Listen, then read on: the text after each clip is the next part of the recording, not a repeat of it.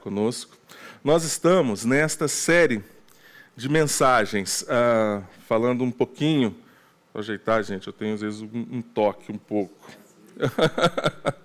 nessa série de mensagens pós-família, princípios inegociáveis para um mundo em mudanças. Nós estamos enfrentando grandes desafios neste tempo em relação à família, em relação à educação de filhos, em relação às nossas relações. A pandemia mudou muita coisa na nossa vida.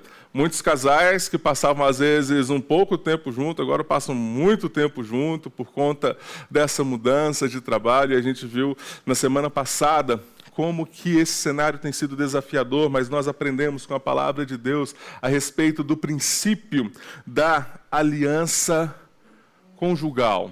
E foi um tempo importantíssimo para a nossa igreja.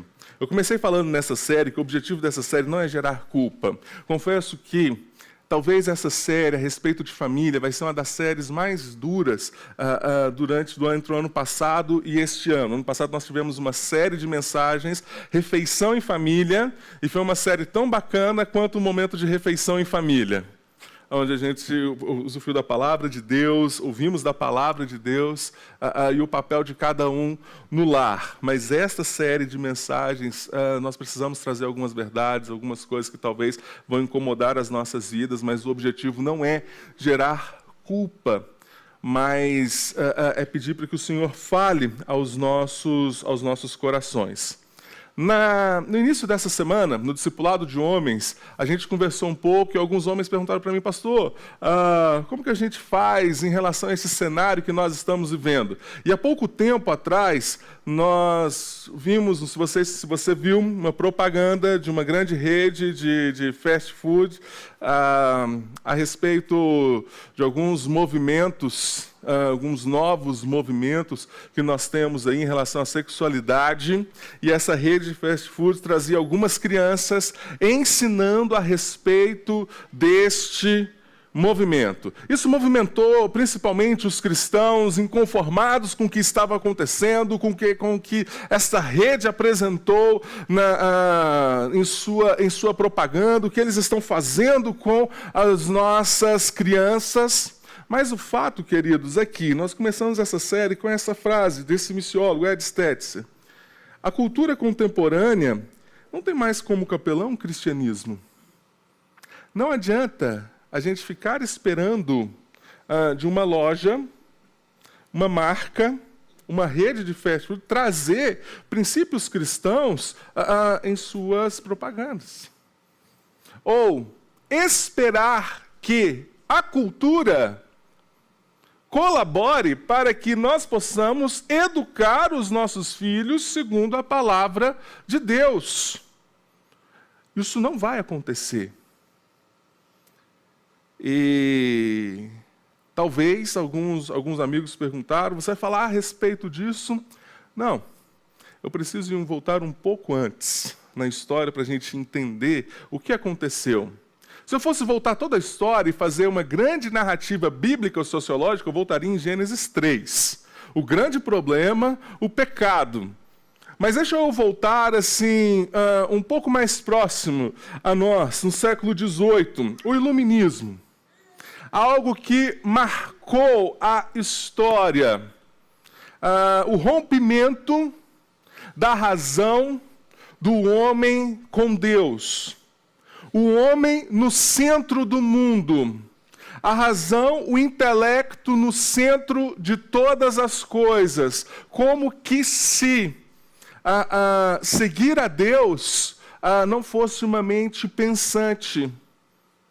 Mas quando nós olhamos para a história do cristianismo, quando nós olhamos para a reforma protestante, em como ela colaborou para que as pessoas pudessem ser alcançadas com estudo, com educação, ensinando a educação dos filhos. Mas o fato é que, neste período, o homem rompeu, de fato, com Deus. E diz, nós estamos no centro. A minha inteligência, sou eu quem crio, sou eu quem penso, sou eu quem faço. Vamos dar um salto de mais alguns anos. Nós chegamos, então, num período pós-guerra. E aí nós vemos a primeira geração do período pós-guerra, os baby boomers, ou uma grande explosão de bebês. Os soldados voltaram da guerra, isso talvez não aconteceu muito forte em nosso país. O Brasil enviou 30, 50 mil soldados, no máximo, mas em outros países, milhares de soldados, e eles retornaram para as suas casas. Então, o que nós vemos é uma grande explosão de nascimento de crianças, e essa geração faz parte aí, os nossos avós, os nossos pais, criada em um mundo completamente sem esperança, porque houve uma grande guerra. Essa guerra devastou o mundo. Eles então voltaram, logo em seguida, uma outra guerra. Então, quando eles retornaram para casa, o sentimento que eles tinham era: agora, o que nós vamos fazer? É esperar. Duas grandes tragédias. Em um mundo sem completa esperança, onde a razão, o fazer, tudo é voltado para o homem. E esse é o resultado. Geralmente, quando você conversa com os seus pais, você pergunta como foi a sua criação com os seus pais. Ele vai dizer: foi muito rígida, foi muito fechada, tinha diálogo? Não. Sua mãe já conversou, seus pais, vocês conversavam sobre isso? Não, de forma alguma. Nós não conversamos sobre isso, uma educação muito fechada e rígida. Resultado posteriormente, a geração X. A geração da liberdade, a geração da conquista, a geração das metas e dos alvos, onde eles queriam romper com todos aqueles paradigmas e construir uma nova sociedade com liberdade sexual, alcançando as suas conquistas, porque eles poderiam fazer isso. E essa geração cresceu, e aqueles homens e mulheres com grandes cabelos, com calça boca de sino, com blusas coloridas, de repente estavam de terno e gravata dentro das empresas e reconheceram que eles não conseguiram fazer nada daquilo que eles planejaram. Nenhuma liberdade do que eles conquistaram. Estavam envolvidos dentro do sistema. E, na verdade, agora essa geração se tornou uma geração consumista. Que gosta de viajar, que gosta de marca, que gosta de expor as suas grandes conquistas financeiras. Se antes, na geração anterior, uma geração conservadora, econômica, moderada, que ficava na mesma empresa ali, a média era de... algumas pesquisas mostram de 7 a 10 anos, mas não era difícil você encontrar profissionais que ficaram 20 anos na mesma empresa, ocupando às vezes até o mesmo cargo, quem sabe, fazendo a mesma coisa. Agora, nessa geração, a média de alguém em uma empresa é de 5 anos. Porque eles querem mais. Eles querem fazer mais. Eles querem conquistar mais. Existe uma disputa para romper.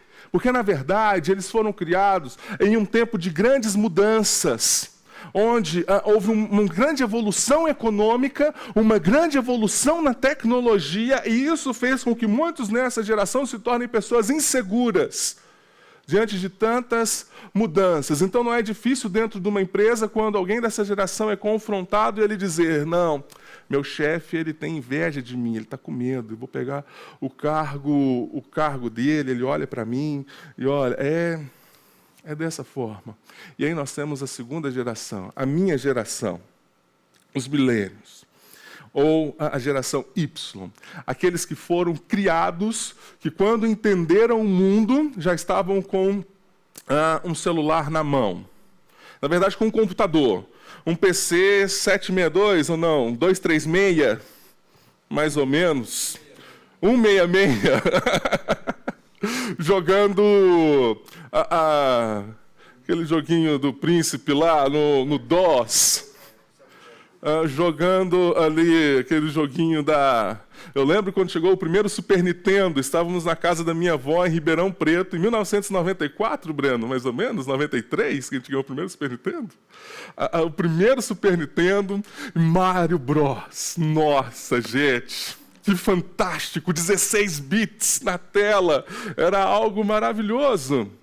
Uma geração rápida, onde ligou, nós já fomos criados em colocar a fita, ligar, funcionar, já estava na tela, você estava jogando, posteriormente a gente tem um celular, a gente tem tudo ali, a gente quer as informações, a gente alcança tudo que nós queremos alcançar com os nossos celulares. Banco? Não, banco hoje não existe mais. Se antigamente na geração você tinha que sacar o dinheiro na sexta-feira, porque senão você ia passar o final de semana inteiro sem dinheiro, e você se virava com isso, hoje nós não suportamos a ideia de ficar sem os nossos celulares. E quando estamos sem, sentimos que ele está vibrando no bolso, mesmo ele não estando lá.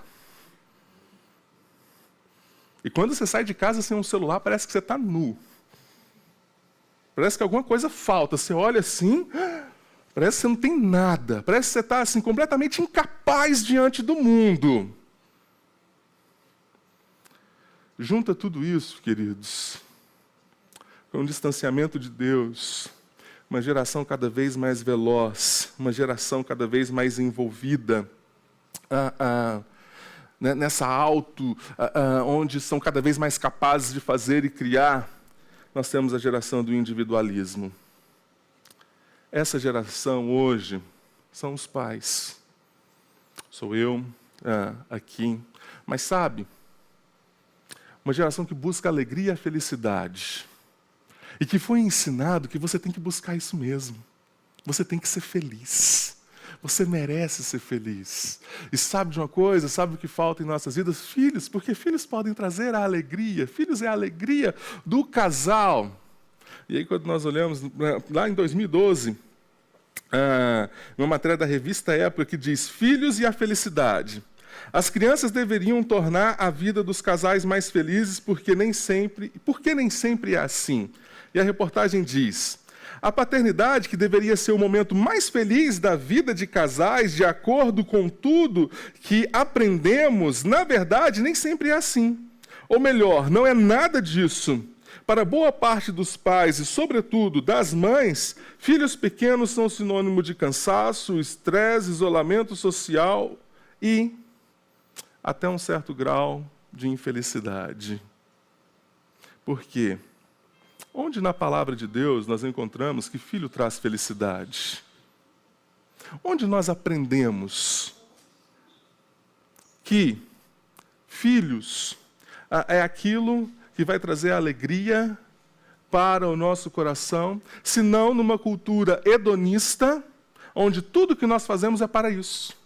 É para buscar a nossa alegria e a nossa felicidade. No mesmo ano, a Época lançou uma reportagem incrível. E se você trabalha com pessoas, com gestão de pessoas, você precisa procurar essa reportagem na internet, que é essa geração geração X, Millennials, geração Y, é a geração do eu me acho. E aí ele traz a seguinte pergunta: por que a geração moderna criou adultos que se comportam como bebês?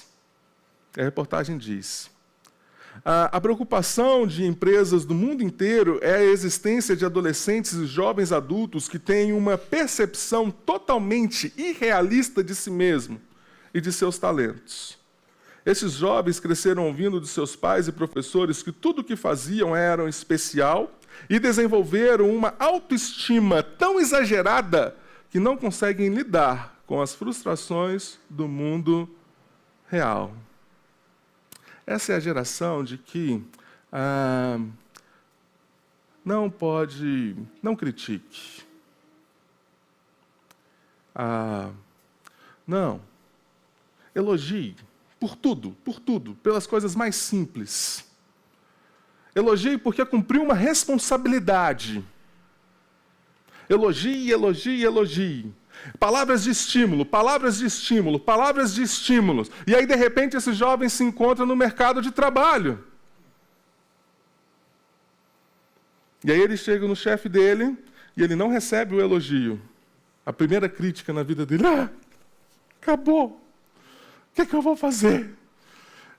Não sei, nunca recebi isso na vida, o que é isso? Porque, na verdade, foram criados sendo estimulados dessa forma por uma geração cada vez mais hedonista, egocêntrica, imediatista. E precisamos reconhecer, queridos, que mesmo nós na igreja, muitas vezes sofremos e corremos o risco de ser influenciados por essa cultura. E precisamos pensar como os filhos desta geração narcisista, como esses filhos da geração narcisista se comportam como pais. E como podemos formar os nossos filhos para serem críticos em relação a esta cultura, a tudo isso que eles recebem. Por isso hoje eu quero falar sobre princípios para a formação dos filhos. E talvez você diga, não tenho filhos, ou sou muito jovem ainda, não sou nem casado, não sei nem quando eu vou casar ainda. Mas com certeza, querido, eu espero que você possa tirar algumas lições para a sua vida aqui. A palavra do Senhor em Hebreus, capítulo 12, versículo de 4 a 11. Hebreus, capítulo 12, versículo de 4 a 11.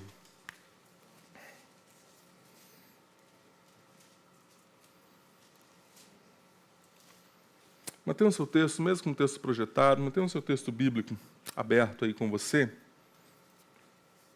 Palavra do Senhor, Hebreus 4 a 11. A palavra do Senhor, ela diz assim.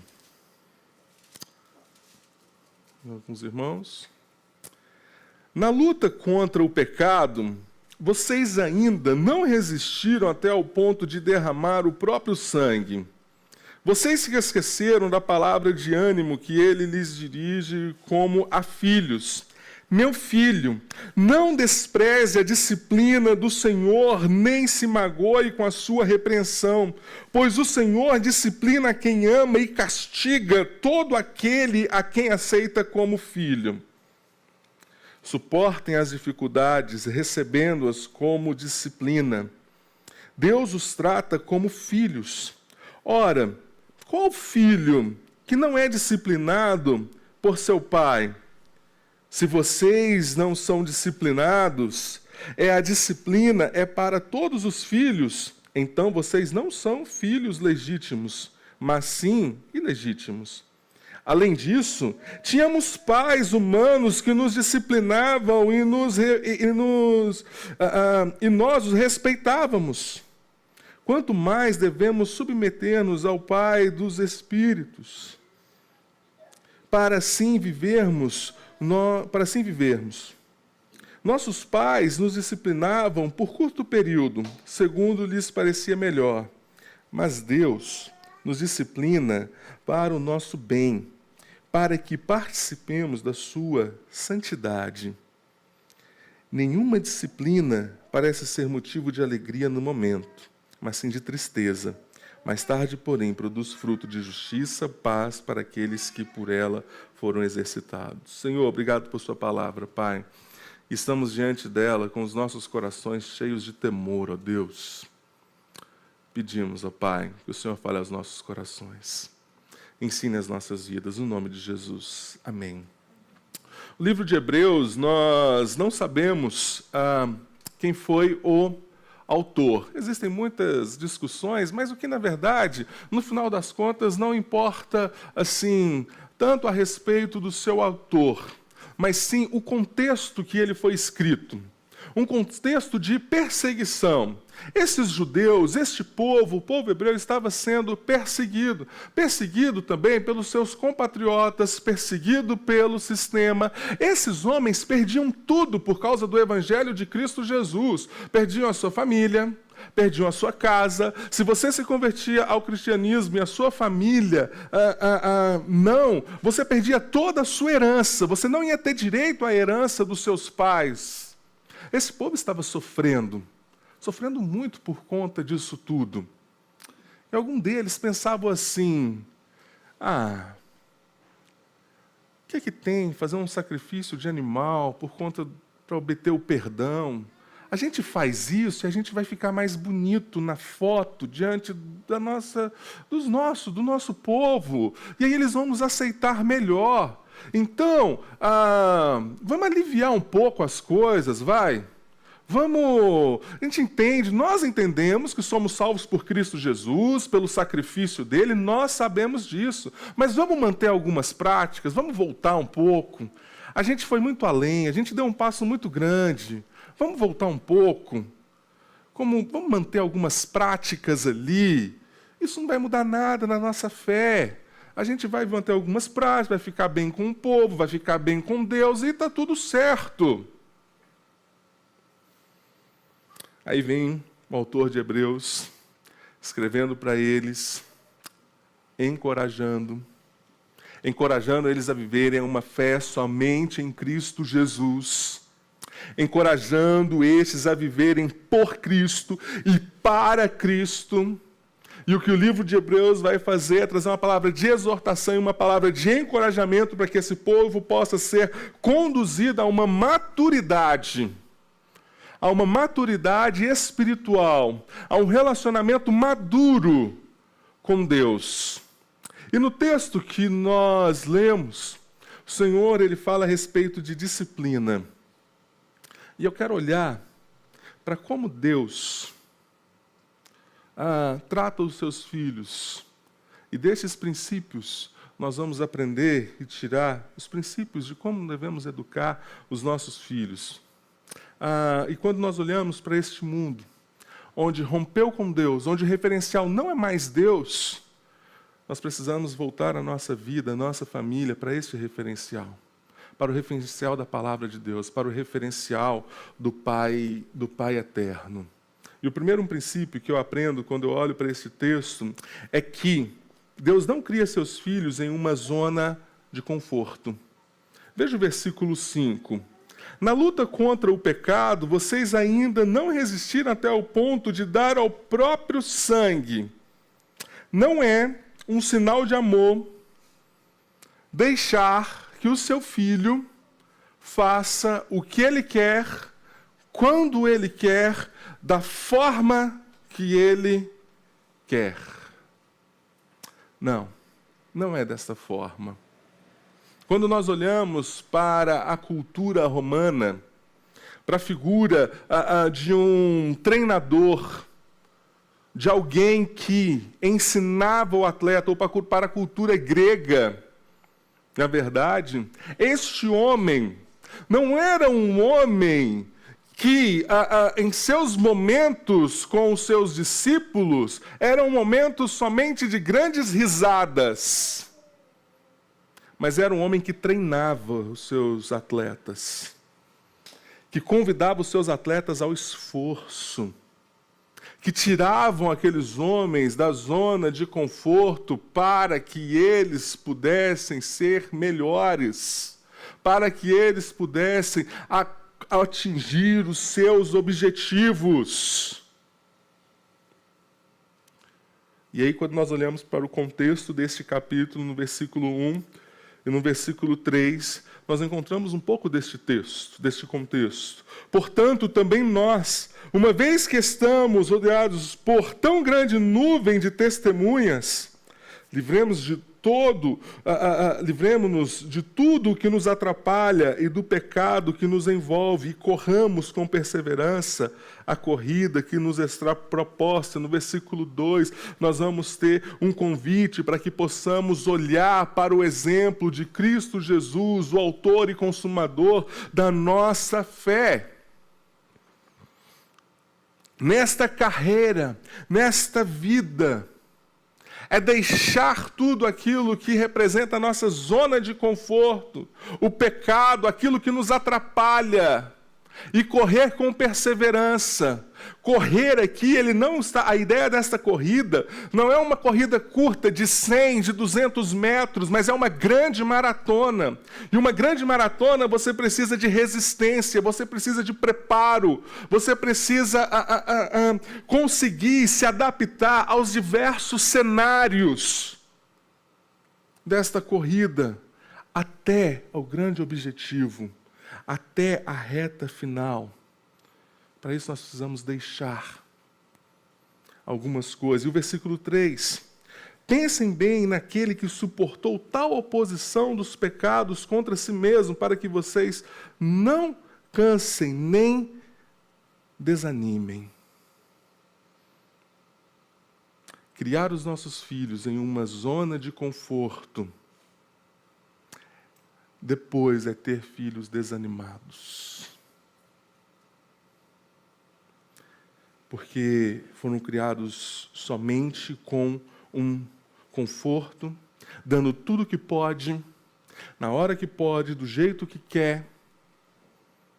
Eu sei, queridos, que é a graça do Senhor que salva as nossas vidas, que alcança as nossas vidas.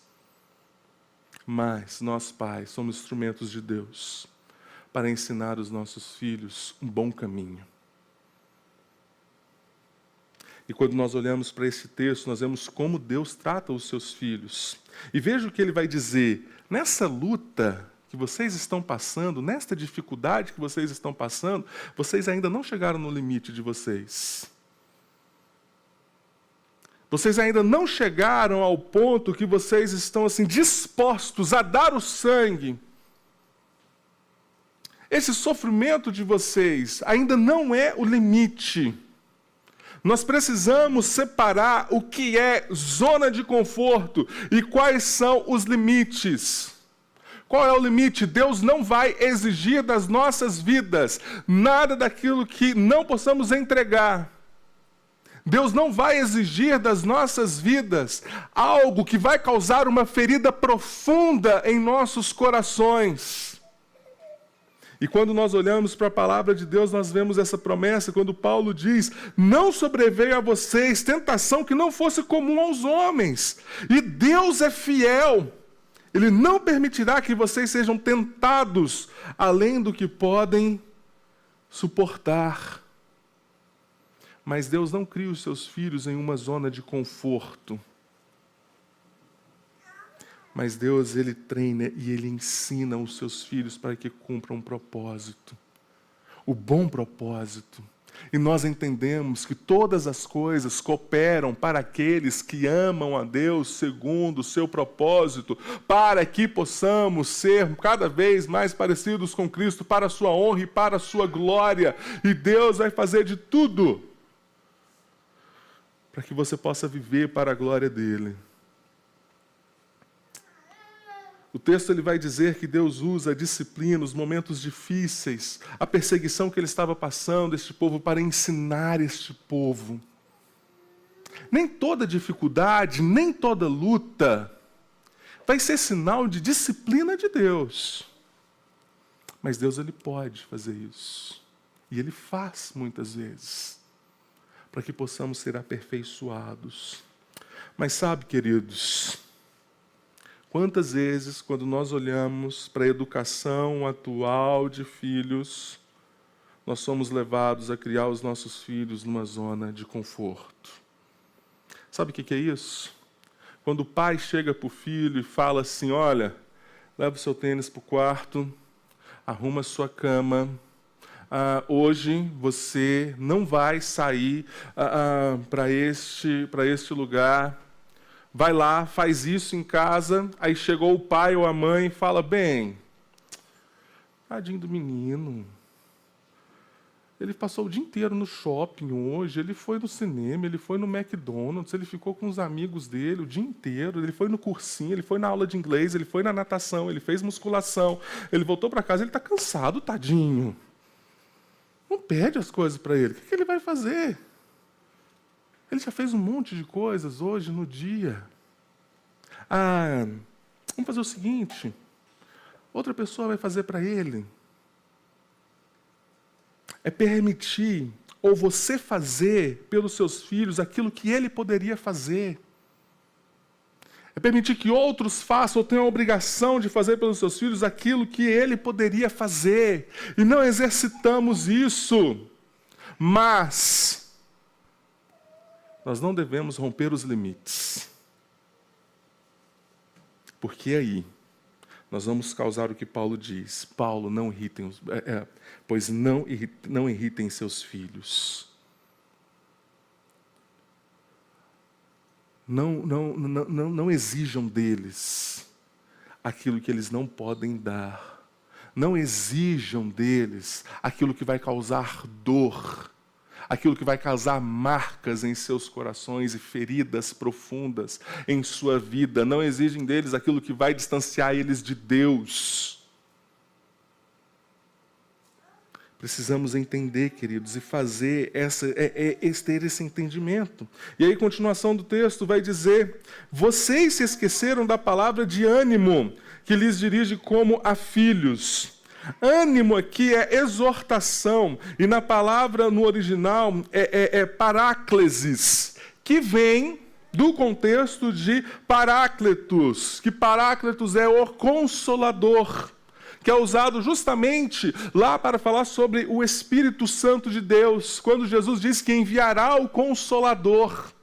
O Espírito Santo de Deus é aquele que nos incentiva, o Espírito Santo de Deus é aquele que nos conduz, o Espírito Santo de Deus é aquele que nos encoraja, que nos exorta, que nos convida a um relacionamento com Deus, que nos incomoda em relação ao pecado, que nos convida a uma nova vida. É isso que o Espírito Santo de Deus faz em nossos corações.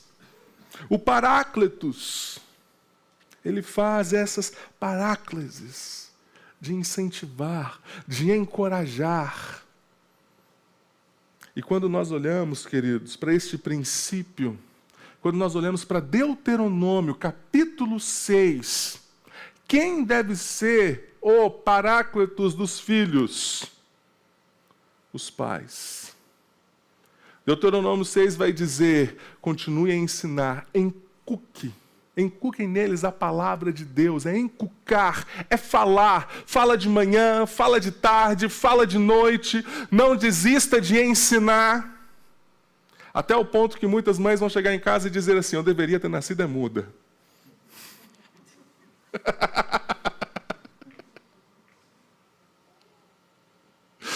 Eu não vou falar mais. Eu não vou falar nunca mais. Eu vou deixar de ensinar naquele momento difícil. Não.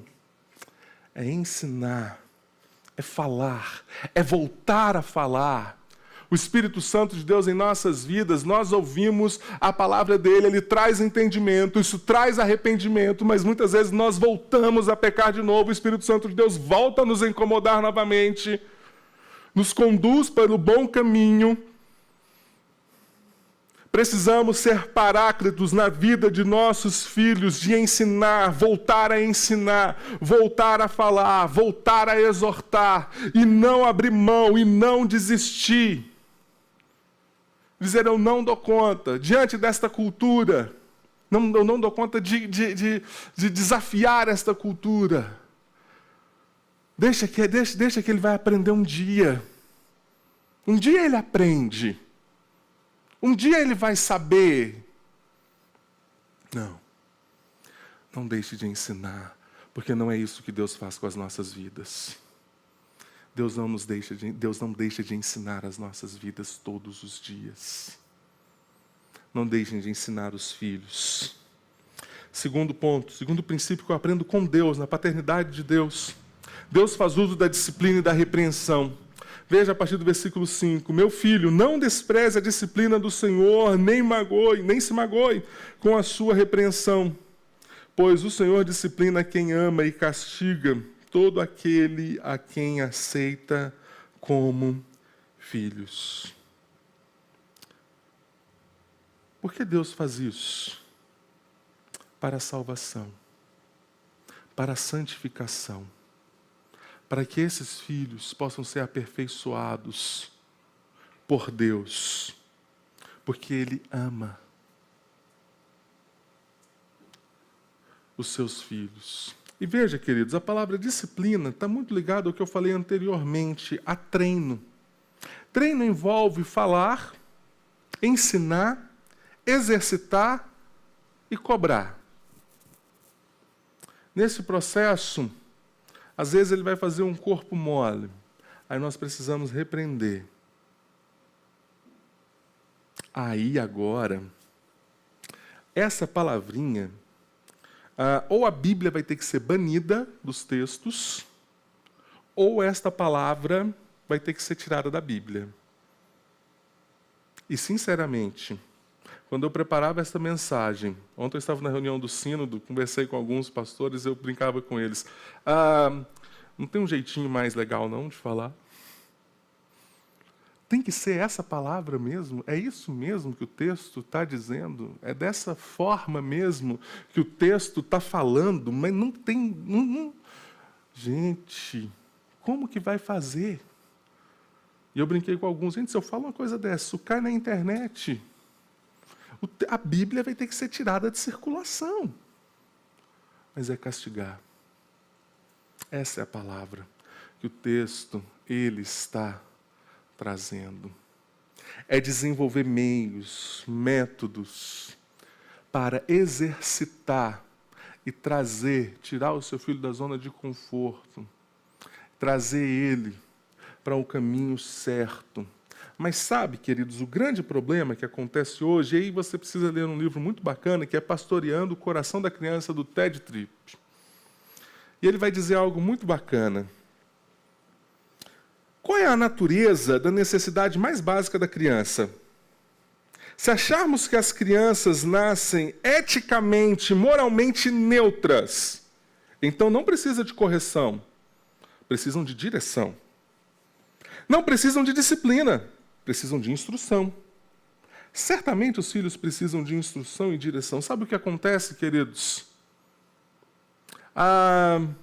Olhamos para as nossas crianças, eu olho para a Ana e penso, ela não sabe das coisas, ela não tem entendimento, ela não desenvolveu essa percepção ainda. Aí ela vai como criança, eu falo com ela daqui a algum tempo, Ana, não pode. Ela não sabe ainda o que significa não pode. Ela não sabe ainda o significado dessa palavra. Você tem que ensinar primeiro para ela. De fato, nós precisamos fazer isso. Mas o fato é que nos esquecemos de algo. Os nossos filhos são pecadores. E aí o texto continua. As crianças não nascem moral e eticamente neutras. A Bíblia ensina que o coração é enganoso, desesperadamente corrupto. O problema da criança não é um déficit de informação. Seu problema é que ela é pecadora. E existem coisas dentro do coração do mais doce bebezinho que, ao permitir-se brotar e crescer à plenitude, acarretam a sua eventual destruição. Eu sei que muitos podem discordar do que eu estou falando, porque agora eu tenho uma filha, e eu penso que talvez vai chegar este momento, e como é difícil isso, como é duro isso que nós estamos ouvindo, mas a graça do Senhor nos chama ao arrependimento, mas a palavra do Senhor nos ensina que aos filhos é exortação.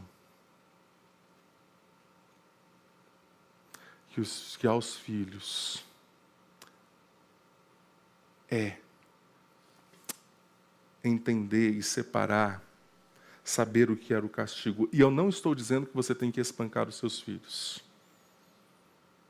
Antes que alguém diga, o pastor Bernardo falou hoje que tem que bater e que tem que espancar as crianças. Em nenhum momento eu falei isso aqui. A respeito disso.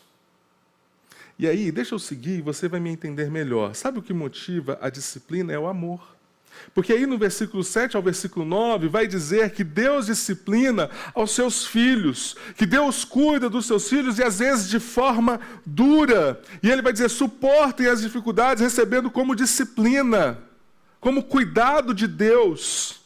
E aí ele pergunta, qual pai que não disciplina os seus filhos? E aí se eu estivesse lá lendo essa carta, eu ia levantar a mão aqui, ó. Deixa eu responder, peraí. Essa eu sei, hein? Essa eu sei. Sabe por que ele pergunta qual pai que não disciplina os seus filhos? Porque eles viviam no tempo do Império Romano. Sabe o que acontecia no Império Romano? O pai tinha todo o poder em relação aos seus filhos, até depois de casado.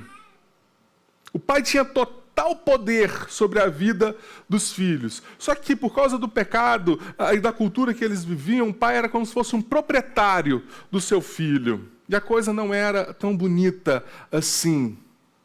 Mas porque aquele pai entendia a responsabilidade dele e ele ensinava. E eles sabiam muito bem disso. Qual pai? Porque eles aprenderam com a cultura deles. Lá em Deuteronômio, qual pai que não ensina? Porque se vocês não recebem a disciplina de Deus, porque talvez vocês não são filhos legítimos. Porque Deus ama a quem disciplina. O que move a disciplina é amor. É uma atitude de amor para com o seu filho. O que move a disciplina não é a vingança, mas o pensar no bem dele. Veja o versículo 10. Nossos pais nos disciplinavam por curto período, segundo lhes parecia melhor, mas Deus nos disciplina para o nosso bem, para que participemos de sua santidade. Mas sabe o que acontece muitas vezes, querido? Onde nós pais erramos, exortamos e disciplinamos e corrigimos nossos filhos na hora da raiva. É aquele momento assim, a gente viveu muito isso, né, mãe? Nós, filhos, eu, Breno, o Bruno, o Bruno principalmente também, falava muito, né? Chegava na casa do amigo, vamos supor, minha mãe falou assim, nossa, aquele feijão não é legal, não é bom dessa mulher, a gente vai lá na casa dela. O Bruno chegava e ele falava, olha, minha mãe falou que o seu feijão não é bom. Olha, aquele doce que você levou para nós lá em casa está lá na geladeira, ninguém comeu lá em casa, ninguém gostou. E como isso acontecia em casa. E aí sabe o que? Isso não acontecia. Mas, sabe o que é ser movido por vingança? É dizer, você me envergonhou. Chegar lá em casa, você vai ver o que eu vou fazer com você. Isso não é querer o bem do filho, isso é vingar do que ele fez com você. Isso é vingança. Olha, a gente foi lá na igreja hoje. Você correu o culto todo. Olha, a gente foi lá na igreja hoje. Você não comportou na igreja. Eu fiquei com a cara deste tamanho porque você fez isso comigo. Todo mundo estava olhando para mim. Você vai ver o que eu vou fazer com você agora. Vem cá. O mais afetado na história aqui, tudo bem, tem a rebeldia, seu filho não entendeu o lugar que ele estava, mas o mais afetado aqui foi o seu coração, o seu orgulho como pai. E o que move muitas vezes a disciplina não é querer o bem do filho, mas o que ele fez com você e como ele feriu o seu orgulho, como ele feriu a sua imagem. E é a vingança. Você quer vingar do seu filho porque ele fez algo com você. E aí nós encontramos em um sistema que não entende o que é a correção e a disciplina, porque muitas vezes foram criados dessa forma. O que move a disciplina, o que move às vezes uma atitude de castigo, não é o amor, mas é a vingança e a raiva. Precisamos entender, queridos, que precisamos disciplinar e ensinar os nossos filhos em amor. Dividir quais são os limites, os pontos, a zona de conforto deles, para que possamos ensiná-los com fidelidade, com amor, com paixão, para que, queridos, o coração deles sejam cheios de temor do Senhor. A palavra vai dizer aqui algo muito forte, é para a santificação que Deus disciplina os seus filhos. Então, quando você for pensar em ensinar o seu filho, em disciplinar o seu filho, você precisa avaliar qual a sua motivação. Como que você está fazendo isso? Terceiro e último, e eu já termino rapidamente. Deus não está comprometido com sentimentos momentâneos. Veja o versículo 11, que interessante. Nenhuma disciplina parece ser motivo de alegria no momento, mas sim de tristeza. Mais tarde, porém, produz fruto de justiça e paz para aqueles que por ela foram exercitados. A disciplina no momento não traz alegria, nem para o coração do pai, nem para o coração do filho. exortar um filho, corrigir um filho, encontrar um filho que fez algo errado, e você tem que corrigir o seu filho, não é algo prazeroso. Ou se é, tem algum problema acontecendo. Tem alguma doença acontecendo com você. Algo está descontrolado no seu emocional, você precisa tratar o seu coração.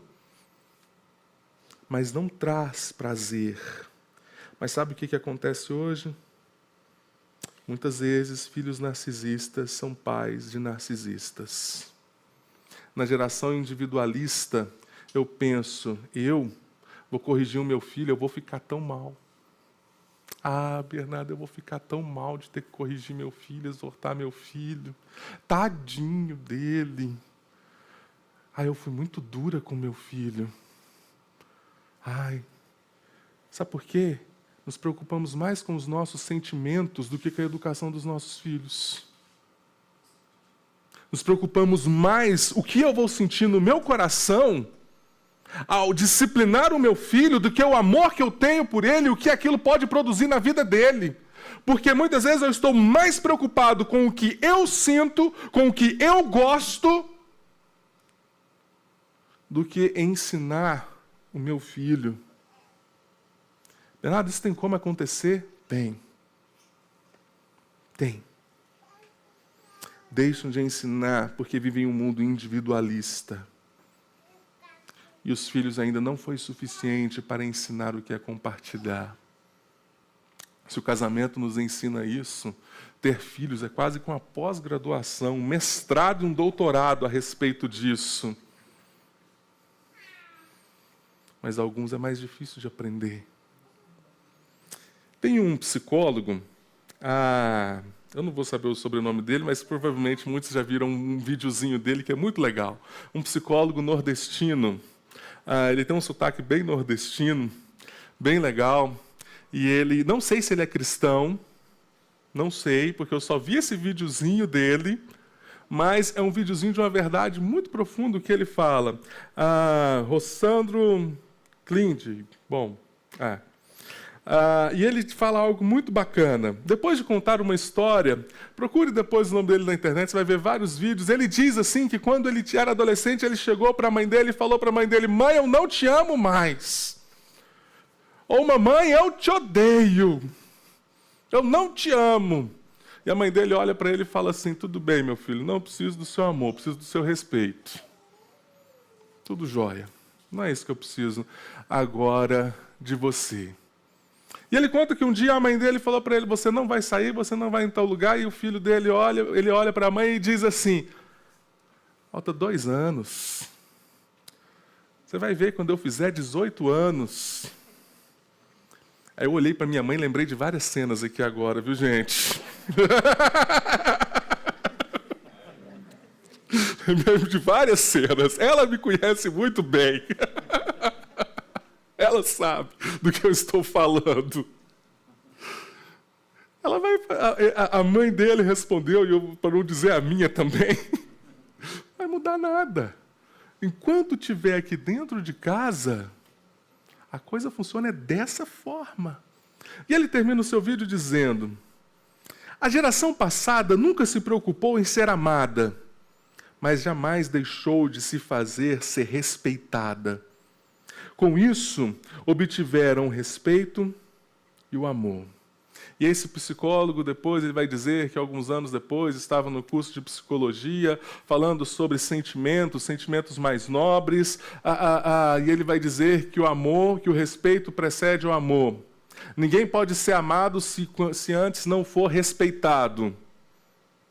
E aí, queridos, nós temos a geração de papai e de mamãe que olha para o filho e diz: quem que você ama mais, o papai ou a mamãe? Você ama o papai? Você ama a mamãe? Porque querem ser supridos naquilo que não tiveram na sua relação com os filhos.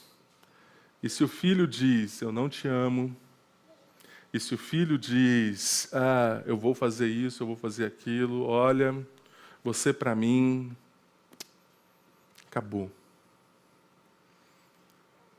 Mas existe uma fase, queridos, que o importante é a gente ensinar. Por isso que eu digo, quando nós olhamos para o texto, Deus não está preocupado com sentimentos momentâneos, mas Deus está comprometido com os frutos que seus filhos irão produzir. Veja, queridos, o texto ele continua. Mais tarde, porém, produz fruto de justiça e paz para aqueles que por ela foram exercitados. Provérbios 22 diz, instrua a criança segundo os objetivos que vocês têm para ela, e, mesmo com o passar dos anos, não se desviará deles. Deus tem um objetivo para as nossas vidas, e o objetivo de Deus para as nossas vidas é que possamos viver para a glória dEle, e Ele faz de tudo para que esse objetivo possa ser alcançado. Ele nos ensina, Ele nos disciplina, Ele nos exorta. Precisamos estar comprometidos com o que os nossos filhos irão produzir, não com os nossos sentimentos, o que nós queremos naquele momento. E aí a palavra vai dizer que produz fruto de justiça. Calvino diz que o fruto da justiça significa o temor do Senhor, bem como uma vida piedosa e santa, da qual a cruz é a professora. O temor do Senhor, a disciplina, a correção, produz isso em nossos filhos. Segundo, fruto de paz, e eu vou resumir, em um mundo de tanta correria, de tantas calamidades, de tanto desespero, ensinar os nossos filhos a não viverem na zona de conforto, exortar, corrigir, faça com que eles possam ser adultos mais equilibrados. É isso que Calvino ele vai falar a respeito do fruto da paz, diante da correria, de tudo que nós estamos vivendo. Adultos saudáveis, que produzam fruto de paz e de justiça. Em um sistema norteado por valores pós-família, que tentam seduzir nossos filhos, queridos, precisamos voltar aos nossos valores de educação para Deus. É confrontador, é difícil, é duro, muitas vezes. Mas é assim que Deus Pai trata os seus filhos. O Pai perfeito. O Pai amoroso. O Pai que não poupou o próprio Filho por amor de nós. Para pagar o preço dos nossos pecados, a nossa dívida, a nossa morte. Nos deu uma nova vida. Uma vida com o seu Filho, com Cristo Jesus, e essa é a nossa esperança, que estaremos com Ele em glória, que Ele nos resgatou, nos redimiu, nos deu uma nova vida, um novo padrão, um novo proceder, não segundo os padrões dessa cultura, mas segundo aquilo que Deus ensina, o modelo que Ele nos ensina em Sua palavra. Eu quero deixar, queridos, um dever de casa, para você, pai, mãe, e vocês ainda que pretendem um dia, ou vocês que têm amigos, pais que podem ensinar. Precisamos discernir entre a zona de conforto e os limites genuínos. Separar. Tirar os nossos filhos dessa zona de conforto que os leva para a morte, que os acomoda. Discernir bem para que também não queremos a ira no coração dos nossos filhos e os distancie de Deus, ser ponderados. Pais ponderados. Falar palavras que geram novas atitudes, que encorajam a vida dos nossos filhos, que ensine, que traga o caminho certo. E filho, é aqui, vá por aqui. E junto, corrigir, a partir não dos nossos sentimentos, a partir não por um sentimento de vingança, não movido pela raiva, mas a partir do amor, visando o bem do nosso filho. E confiar que no tempo trará frutos de justiça e de paz. Porque é isso que Deus produz em nossos corações. É isso que Deus ele nos ensina. Eu sei que é desafiador, queridos, a seguir, olhar para a paternidade de Deus e saber que esses são os princípios para a nossa vida, para ensinar os nossos filhos. Diante de uma cultura onde os pais estão mais preocupados com os próprios sentimentos, onde que diz, não, meu filho vai trazer toda a alegria do mundo, para mim, onde o interesse, às vezes, disso é que, agora eu sou completo. Então é para isso que escolheu ter filhos, para ser completo, para ser feliz. O que moveu isso?